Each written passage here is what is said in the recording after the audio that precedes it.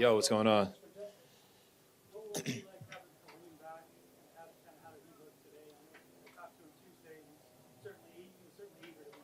Yeah, it's going to be great. Having Kareem back is a huge boost for us, and I thought we were playing well.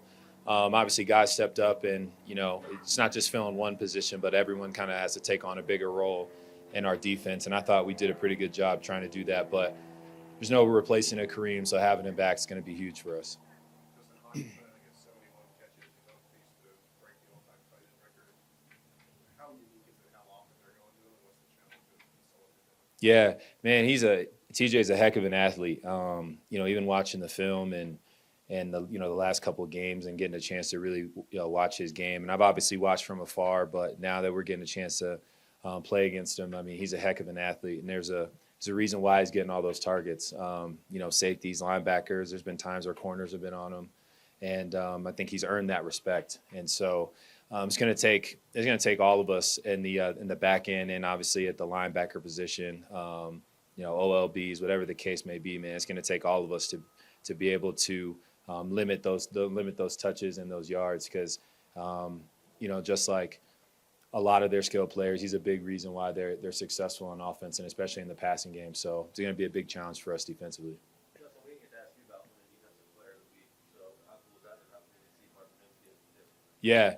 Oh man, it's great. Anytime. I think the biggest accomplishment with that is those come with wins, and so man, it was just so nice to win and to earn that achievement. And I'm really happy for Mims, man. He's been working his tail off. He puts his head down, as rookies should, but puts his head down, works, and he does a really good job, man, coming to work every day and just doing the little things right. And him and the rest of the 10 guys on the field, punt return, kickoff return. They do such a good job field position wise for us. So more than deserving, and I'm sure there'll be many more for him. Joshua Dobbs is a great story. When you watch him on film, what do you see? It's like they're compared to this insanity type thing in 2 weeks that a guy who's barely played his career, a little bit. What do you see when you watch him on film that makes it's like not just this kind of cool story? Yeah, I honestly think the number one thing is the poise with him. He's obviously bounced around a little bit, but man, he's so smart. The fact that you can come in, I don't know what it was when they played Atlanta, but like 2 days maybe, and you come in and find a way to win a football game, and it's not easy to win in this league. And so, and on the road at that, you're working snap count cadences on the sideline right before you're going in. I mean, I think that just shows a testament of the culture that they have and the type of guy that he is. And so it's going to be a challenge for us defensively, and he does a really good job to answer your question. He does a really good job extending plays and just making things happen.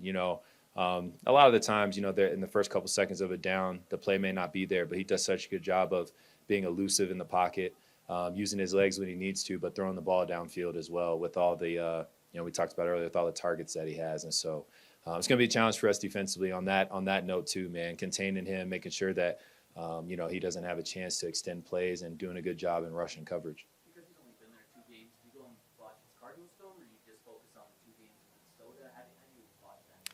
Yeah, you kind of balance it out. I think in terms of scheme and what they like to do and what they're comfortable having him do and what he's comfortable doing. You watch these last couple of games where he was with Minnesota, and you start to see the flow, you start to see the calls and all the things like that. And you obviously go back and you watch a couple weeks into the season when he was with Arizona, and you try to take the scheme perspective out of it. But once again, overlap. What is he good at? What does he like to do? And all that good stuff. And so you try and find things that you think correspond, and you kind of go from there. But yeah, heck of an athlete, man, and I'm really looking forward to playing against him on Sunday night. Defensive players like to say that turnovers come in bunches.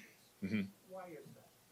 Yeah, I think it's a mentality thing. There's a lot of times where you're in the right spot and at the, I guess, wrong time, and the ball just doesn't roll your way. I think a good example sometimes, like I had that one punch out, and it bounced right back into Cook's arms. He didn't even break stride and almost scored. That's just a bad bounce, and that happens. But I think everyone likes to say, takeaways come in bunches, man, because once you get that one, mindset-wise, you just shift into, okay, get another one.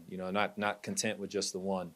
And that's kind of the mentality. And so, for us, man, we know that's a big reason why, we've been winning games, and we got to find ways to continue to generate that. And how big was it on the very first play that the Bills had that you get that takeaway in the second possession? Huge, huge. I mean, you're going into Buffalo.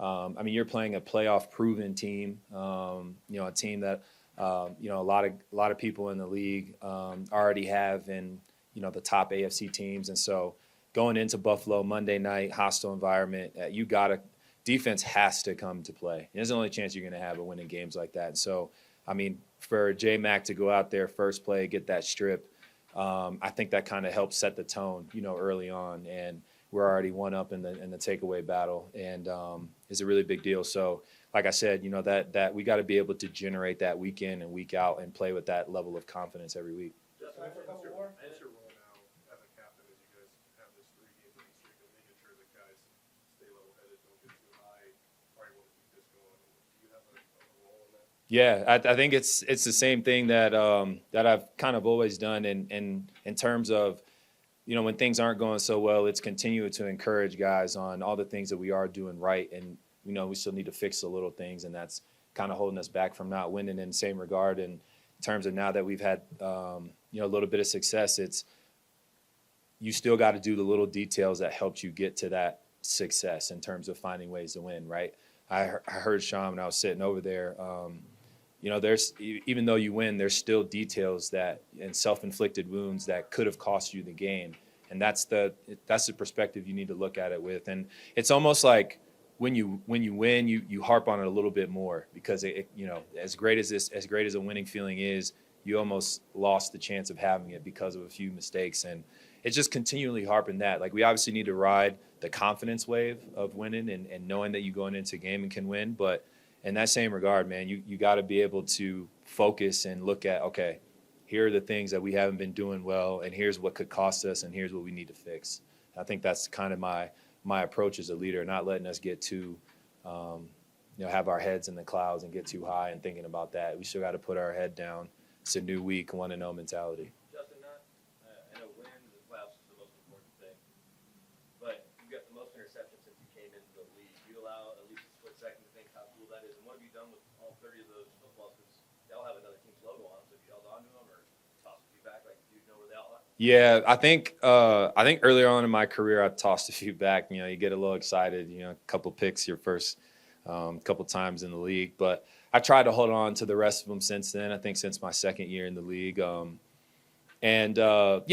had people, I don't really look on social media during the season. So my wife was the first one that kind of told me, and then, a couple guys around the building had told me. But I tend to try to celebrate stuff after the season, just because, I don't want to stop, and we'll see where the number ends up afterwards, and especially when my career is all said and done. And it's a great accomplishment, man. I just think I'm really blessed to be able to play with the guys that I play with, and I'm always going to give credit to them, because there's nothing I do, in my opinion, that's solely uniquely special, and I think it's just a great team game, and I've benefited from playing around great guys, great scheme, and man, I'm just really thankful for them and excited to keep this thing rolling. Awesome. Thank you.